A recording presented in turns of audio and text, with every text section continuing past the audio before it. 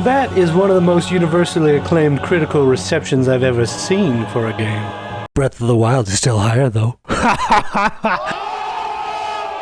This game must be strong at everything it does. Get out of here. Every moment in this game culminates in a perfect experience. No, I'm serious. Get out of here. It all blends together in a perfect harmony to create a... Get out of here! Get out! Get out of here! Now this is clearly well-worn territory. I'm not going to be blowing anyone's mind when I bring up that Dark Souls, and therefore Elden Ring, has a dismal narrative experience. Blythe, I know you saw that guy coming. Why didn't you say anything? Is it because you're a lifeless husk and not an actual character? Okay, let's try this again, Blythe. Yes, I have an arrow sticking out of my throat, but it's not like you care. Some people might be yelling at the screen right now one of two things. The story is good! There's loads of lore to uncover by reading item descriptions. Did you even just hear the words that came out of your mouth? That's like if the only way to get a good narrative out of the Shawshank Redemption was to pause the movie every 6 minutes and zoom in on a note hanging in the background. Ridiculous! You want to supplement a great narrative with lore? Great. You want to pretend like your game has narrative depth because of these item descriptions? No! This one's for you, Beckham. The second thing someone might be yelling at the screen when I say the narrative was abysmal is, who cares? I don't need or even want story in my video games. Game would still be a 10 out of 10 even if there was no story. I don't even need context, just action. All I have to say to that is, you must be a huge fan of Michael Bay movies. Oh, Transformers 4 is your favorite movie? Yeah, that checks out. It's simply not a 10 out of 10, okay? Even you people who hate stories in your video games and wish there was a checkbox at the beginning of every game where you could select, turn off word speak, I just want kill thing. Even for you people, it is not a 10 out of 10 game. Weapon balance is whacked all to heck. Some builds that are designed into the game are just trash tier nonsense. I'm looking at you, bows and stealth. This is with an upgraded bow and maxed out dex stats. Why do they even have bows in this game? I'm gonna sing up at this guy and stab him in the back. Oh, got him. Oh, now everybody in the room is immediately alerted, even if they can't see me, that I'm here, and they're killing me. It's also paced poorly. More than half of the people I talk to express the same fatigue setting in after finishing Leyendale Capital, because it feels like it's the end of the game. Then the game just keeps going, and for like 20 more hours, or more after that. Wow, that capital sure is beautiful, though. The game is good, it's superb, it's excellent. It has captured the gaming zeitgeist in what I would nearly call an oppressive way. The fact that something like Horizon Forbidden West kind of just got tossed off to the side in the public video game consciousness is a testament to how strong Elden Ring is. But goodness gracious, it's not a 10 out of 10 flawless instant game of the year like I see so many people claiming. I saw people saying things like, I don't care what comes out for the rest of the year, this game is the game of the year. What? Surprise! Breath of the Wild 2 came out this year and has the combat depth of Dark Souls, the narrative depth of Mass Effect, and the puzzles and freedom of the first Breath of the Wild, all while being as beautifully animated as Horizon. Don't care! Elden Ring's game of the year! If you try to be any sort of objective about it, it's an 8.5. Bro, you're just making a whole video complaining about Elden Ring, but you're saying it's an 8.5? Yes? Yes. The weakest part of Elden Ring is its approach to narrative. The essence of a Dark Souls narrative, and thus Elden Ring's narrative, is convolution.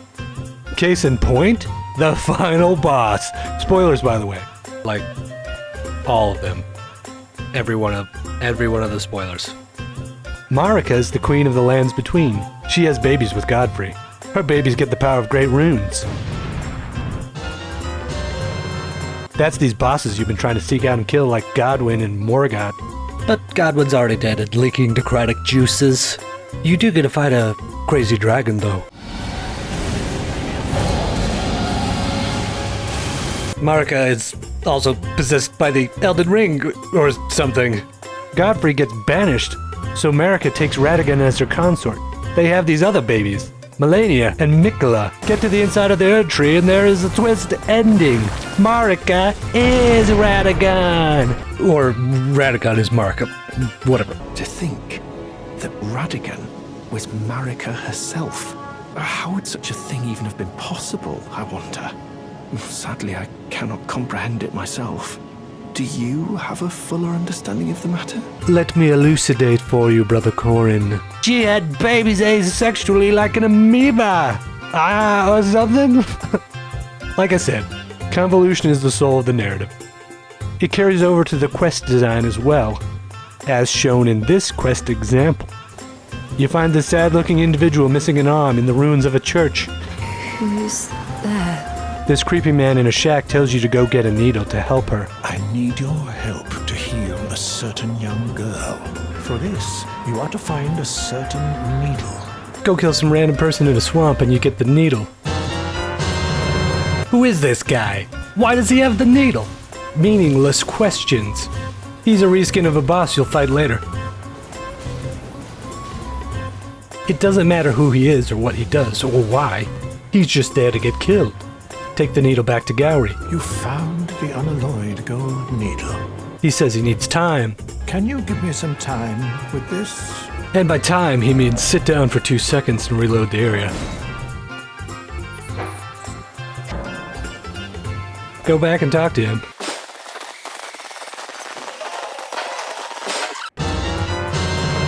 Take the needle to the girl. You give her the needle. She sticks it into her flesh. You ask that I stab myself with the needle. Would you mind averting your eyes for a moment? Of course, she sticks it into her flesh. Can't be observed, you just have to trust that it's happened, because they don't show a single second of NPCs emoting or moving or animating unless they're fighting against you or with you. That was easier than expected. Then sit down for 2 seconds and reload the area again.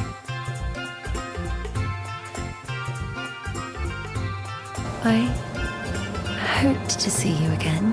What are you talking about, hope to see me again? I was literally sitting 10 feet away from you. I'm considering leaving. On a journey. Now you bump into her like 48 hours later. in the game on this hill. She chats with you for 20 seconds. We meet again. Go to this rundown castle and find a prosthesis. And assume it's an item for the person missing an arm. Are you giving me this arm? Yeah, you know, I just found it in a slime-covered swamp castle that happens to be infested by maggot people. But you can have it if you want.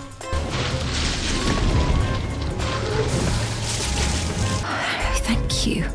Now fight a boss. 8 hours later. And she talks to you for 20 more seconds. We meet yet again. Now 15 hours, 2 secret medallions, 1 torch to detect, 1 torch to detect, Eventually.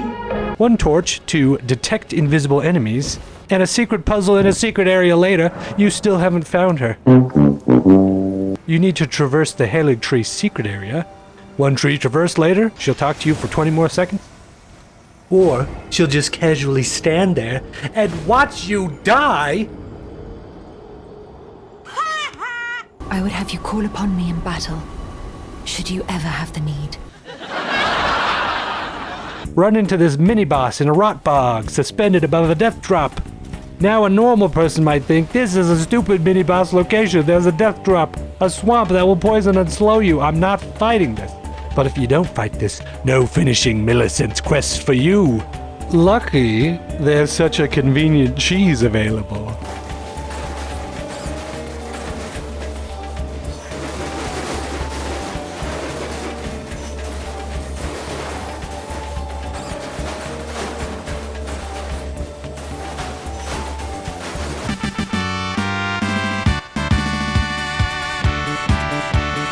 Reload the area, run back through the swamp. You'll see there are some obscure symbols on the ground, very nearly hidden on this ridge. Pick one. Fight with or against Millicent.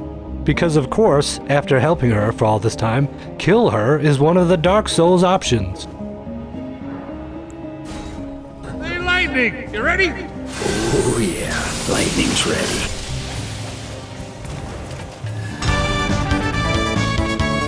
She looks about to die. Hello. She says she's about to die. But this is where things end. Now reload the area, do your goofy quick step through the swamp again, and guess what? She's dead now.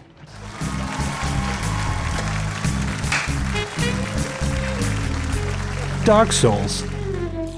That's a lot of work to do to finish this quest line. What's the emotional payoff? Well, I mean, I didn't really know this character at all. Like at all. And she's dead now.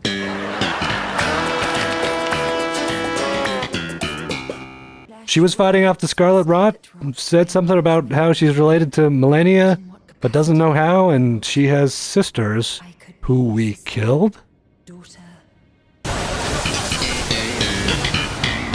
Now she and her sisters are all dead. I feel sad about that.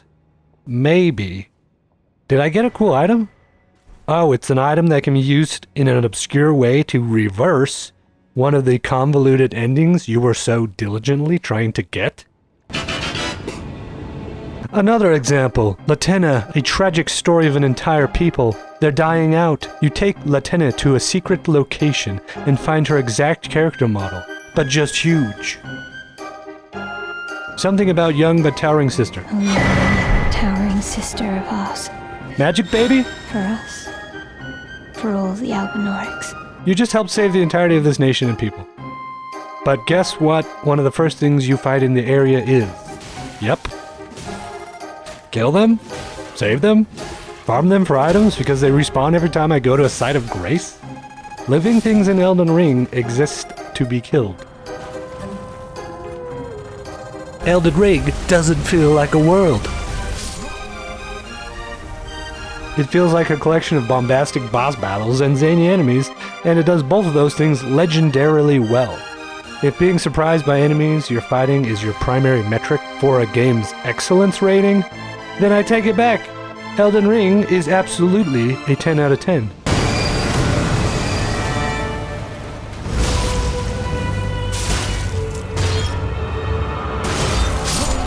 If you consider other things in your calculus, then it simply is not a 10 out of 10. The PvP user experience is ridiculous.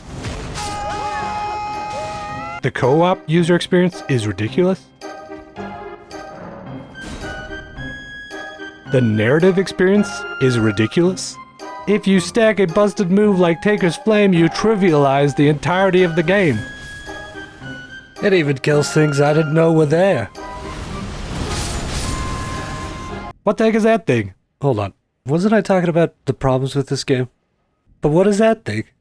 Is that a T-Rex dog? Whoa! Whoa! Whoa! What is that guy doing?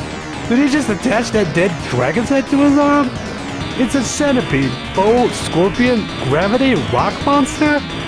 Is that a giant hand with too many fingers crawling around like a tarantula? No, what is that guy doing to me? No, no, no, no. It does enemies and animation and fighting astoundingly well. These enemies look incredible in motion. The hitboxes, when you're not playing online, are pristine, usually. Moments like these are why people are giving it a 10 out of 10.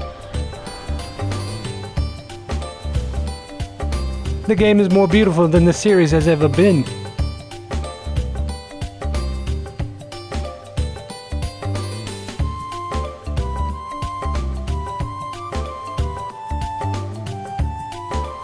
Amazing to look at. Exploring areas like the Liurnia, like the Narnia of the lakes, was a stunning experience. The introduction to Noxtella was awe-inspiring. It's so beautiful! In-game, open world especially, It's difficult to control the framing of a scene, but with this elevator sequence, you gotta both establish the scale of the area, as well as have this beautifully framed vista. Elden Ring can be truly beautiful to look at. You also have Caelid, a big nasty red rot country fallen into ruin to balance out the experience.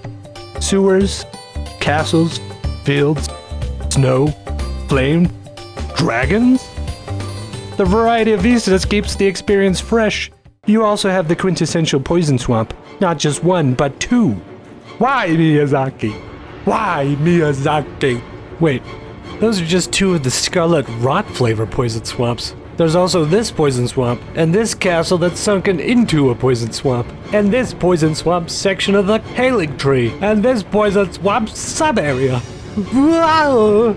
How many poisons on this side? 1, 2, 3, 4, 5, 6. There's 6 poison swamps in this game. Ah! Why, Miyazaki? Why? But what is the soul of Dark Souls? We talked about the soul of Dark Souls narrative being convolution. But what is the soul of the Dark Souls experience? Some people would say it's bombastic bosses. Blast off! Boom shakalaka! Or terrifying enemy encounters.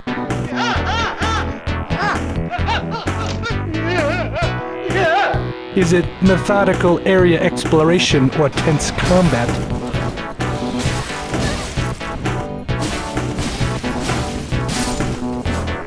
Nope. It's this.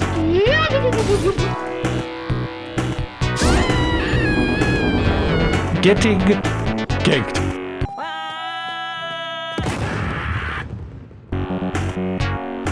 Here it comes!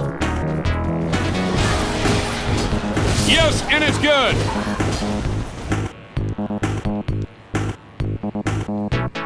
Oh, boom shakalaka! Like my wife always says, you bring the tie-dye t-shirts, and I'll bring the jam! Kaboom! Kaboom! Call him Banana Peel, because he just made you fall. Excuse me! Bullseye!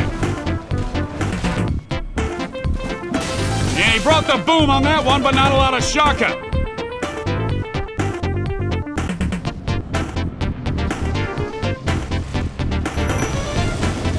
From long range! Kaboom! Or it could be any of these. Oh, no, he just didn't. Yes! From the Waffle House, located just off the Beltway. That was too easy. Rejected! From No Man's Land. He's heating up. I love it! Shoots from way out yonder. Get that out of here! No good! With the sweet finger roll! Excuse me!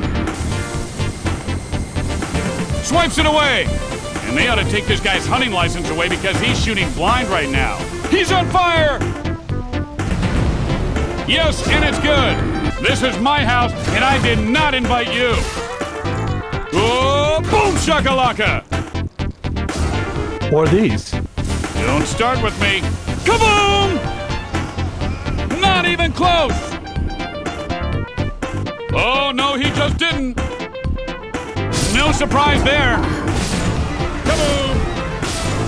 Kaboom! Kaboom! Yes! Yes! Yes! Oh, boom! I love it! Boom! I love it! Boom! Jam! Bring the jam! Bring the tie-night! Bring the jam! Bring the jam! He's on fire! Bring the jam! And he brought the boom on that one. Or this. Swipes it away. Wild shot! Puts the boom in his shakalaka!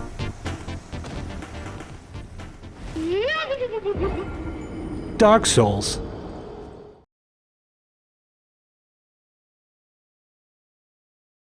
Elden Ring lived up to the soul of Dark Souls entirely and perfectly. The dramatic standout that separates it far and away from all other Dark Souls games is the sense of exploration. See an interesting thing? Ride your horse goat to said thing. It's freedom like Dark Souls has never imagined. The use of darkness and light amplifies this sense of exploration greatly.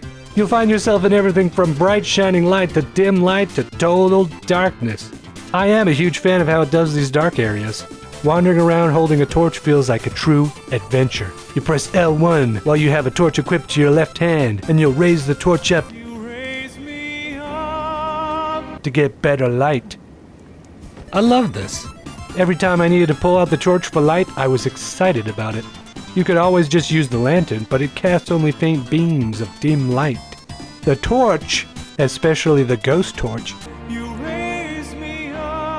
brightens the area with luminous splendor. The times where I most felt it was a world were walking around with the torch and looking out at vistas contemplating which direction to go. But that feeling of it being a world all falls apart when you try to engage with it in a narrative sense. No! Dark Souls games, living things just exist to be killed. Let's go back to our Albinorix example. You come upon a desiccated village of distraught villagers who have just had their homes ransacked. You slay one of the invading oppressors. Their leader immediately trusts you and gives you their sacred medallion to help in a quest to save their entire race from extinction. What is the reaction of the villagers? They crawl around at you and try to kill you. This character, Nefeli, is incensed by the travesty enacted on the village. Murder and pillage unchecked. A waking nightmare made by men. And insinuates she will fight to avenge these people. And though the suffering cannot be undone, I can still mete out justice. You cross a bridge to fight the leader of the desecrationist band. The villagers crawl at you all crepey and try to kill you. You kill them instead. What is Nefeli's response to this? Nothing. You summon her as an AI and kill the boss. Then she returns to her world, because NPCs fighting with you are couched as online co-op. Then if you sit down at a site of grace, poof, all those villagers are back and trying to kill you again. Living things in Dark Souls games exist to be killed. Every time they try to get deep or moral with their narrative, it's simply a farce. Now, I'm not trying to say that Dark Souls games are bad. Dark Souls is one of the most impactful franchises to the whole of gaming. I've played them all. Demon Souls on PS3, Demon Souls Remake, Dark Souls, Bloodborne, Dark Souls 3, Sekiro, and now Elden Ring. Dark Souls 2 doesn't count because Miyazaki didn't work on it. Get that out of here! Ever since my friend Reese was like, check out this crazy PS3 game, it breaks all the conventions, I've been a Souls man. And Souls has been a pillar of gaming. The influence is ubiquitous. From AAA mega-budget projects like Jedi Fallen Order to the low-budget, just a team of 3 guys masterworks like Hollow Knight. And for such an influential and foundational series, it sure hasn't changed much in 13 years.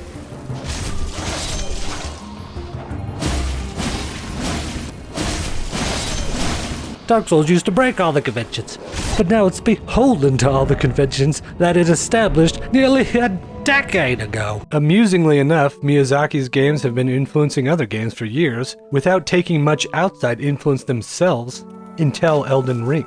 In 2017, a little old masterwork called Ways of the Barbaric came out, and it had a similar cascading influence on gaming, and you can trace Elden Ring's open world flow directly to that influence.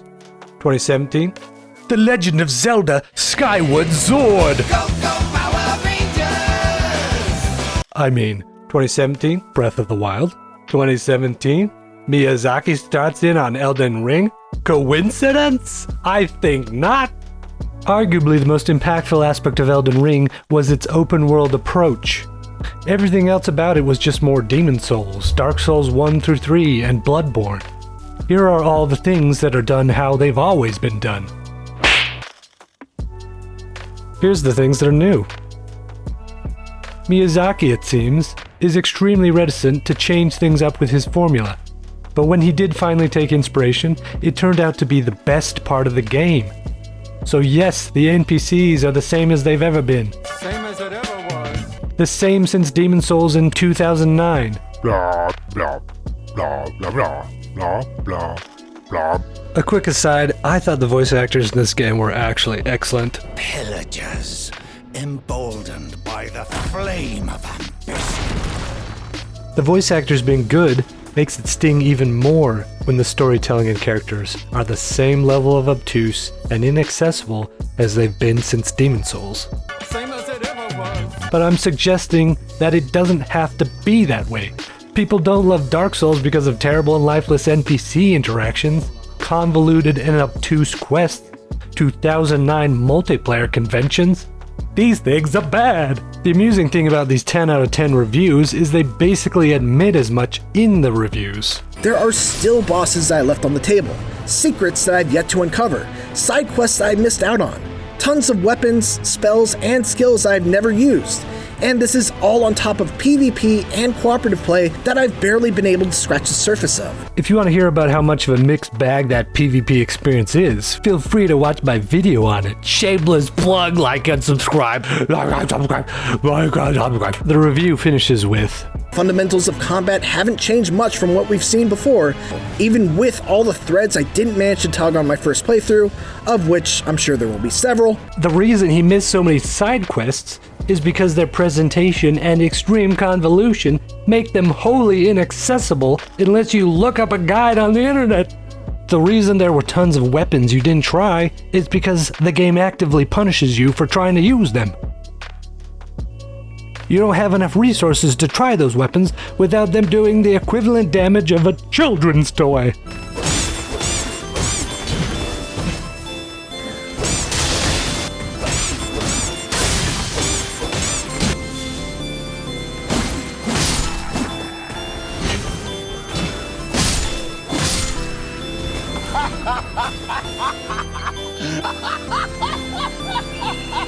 The reason you haven't scratched the surface of PvP and co-op is because it's the same off-putting summon sign system that was concocted in 2009. If you elaborate on any of these points, I don't get how you're still giving it a 10 out of 10. But these critical responses will have Elden Ring 2 making all the same mistakes over again. People don't like Dark Souls because the narrative is hogwash. People don't like Dark Souls because the summon signs make playing with friends an idiotic hurdle to overcome. People don't like Dark Souls because of it punishing you for wanting to try all kinds of weapons. People like Dark Souls because of the combat, the surprising enemies, the crazy bosses.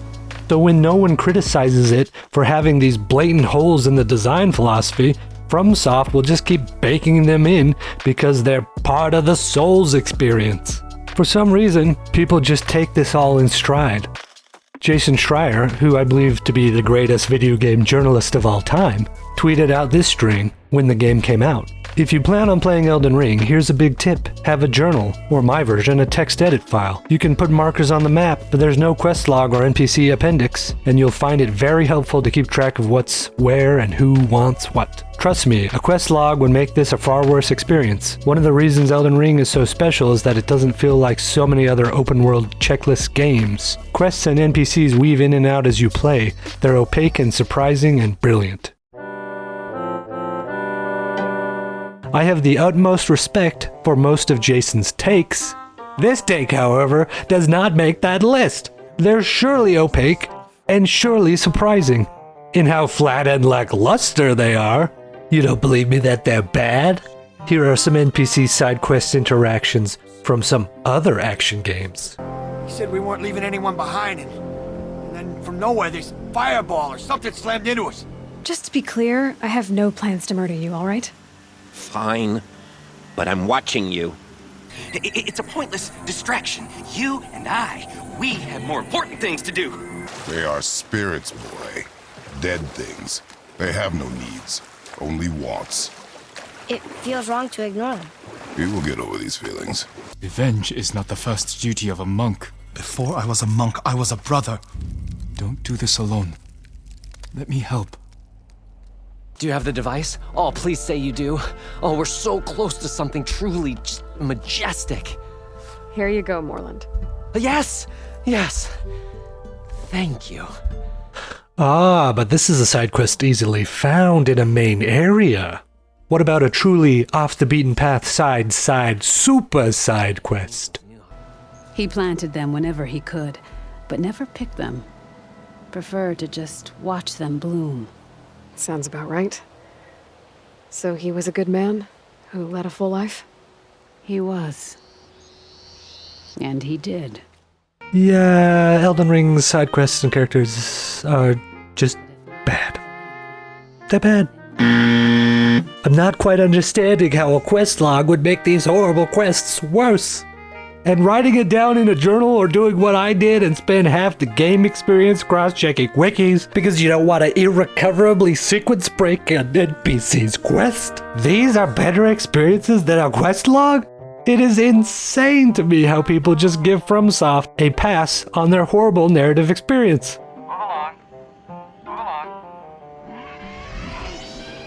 There is a difference between a game holding your hand and it slapping your hand away with disgust as you reach towards it, asking for help. Serious though, Jason Schreier is like the Tom Cruise of games journalism. He's the last samurai. Nobody do it like he do it. He's a legend. So while I'm not trying to say it's a bad game, I am trying to say that it's not a 10 out of 10. 10 out of 10 is a perfect score where there was no clear room for improvement.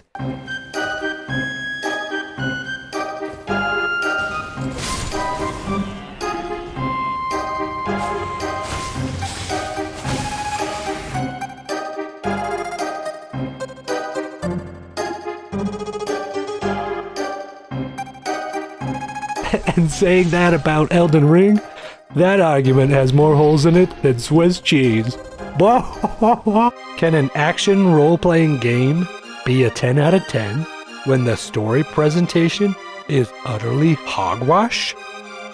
I would posit that the answer is no. I cannot believe I talked about how much I hate this game for so long because I had a great time with it. It's a good game. It's a good game. You should probably play it.